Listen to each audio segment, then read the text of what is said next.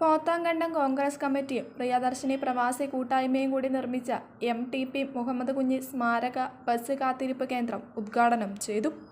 DCC secretary Ranjith Narath ഉദ്ഘാടനം ചെയ്തു.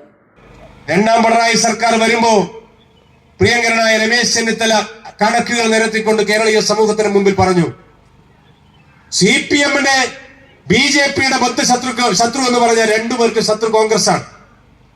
കോൺഗ്രസിനെ ഇല്ലാതാക്കിയാൽ ഈ സംസ്ഥാനത്തിനകത്ത് CPIM എല്ലാ കാലത്തും ഭരിക്കാം. രാജ്യത്ത് കോൺഗ്രസ് ഇല്ലാതായാൽ BJP-ക്ക് സുഖമായി ഈ രാജ്യത്തെ ഭരിച്ചുകൊണ്ട് മുന്നോട്ട് പോകാം. ഭരണഘടന മാറ്റി എഴുതാം, പിന്നീട് ഐക്യം തകർക്കുന്ന നിലപാടുകളുമായി ബന്ധപ്പെട്ട് മുന്നോട്ട് പോകാം. ഏത് വിശ്വാസികൾ വിശ്വസിക്കുന്ന ഏത് സ്ഥാപനത്തിന്റെ മുന്നിലും പോയി കുഴിച്ചെടുക്കാനും വിഗ്രഹങ്ങൾ എടുക്കാനും ആരാധനാലയങ്ങളെ ഇടിച്ചു നിരത്താനുമുള്ള അവകാശങ്ങൾക്ക് വേണ്ടിയുള്ള നിലപാടുകൾ സ്വീകരിക്കും. നമ്മൾ കണ്ടില്ലേ, ഇന്ത്യയിലെ കോൺഗ്രസ് നേതാക്കന്മാര് സുപ്രീം കോടതിയുടെ മുമ്പിലേക്ക് പോവാണ്. എന്തിനാണെന്നറിയോ? ആരാധനാലയങ്ങൾ സംരക്ഷിക്കണമെന്ന് ആവശ്യപ്പെട്ടുകൊണ്ട്. വാർഡ് പ്രസിഡന്റ് പ്രേമരാജൻ അധ്യക്ഷനായി. KPCC മെമ്പർ കരിമ്പൽ കൃഷ്ണൻ മുഖ്യാതിഥിയായിരുന്നു. പെരിങ്ങോം UDF ചെയർമാൻ ഉമ്മർ പെരിങ്ങോം, മകേഷ് കുന്നുമ്മൽ, രവി പൊന്നംവയൽ, രാജൻ മാഷ്, ഹനീഫ TP, ഗഫൂർ പോത്താങ്കണ്ടം തുടങ്ങിയവർ സംസാരിച്ചു.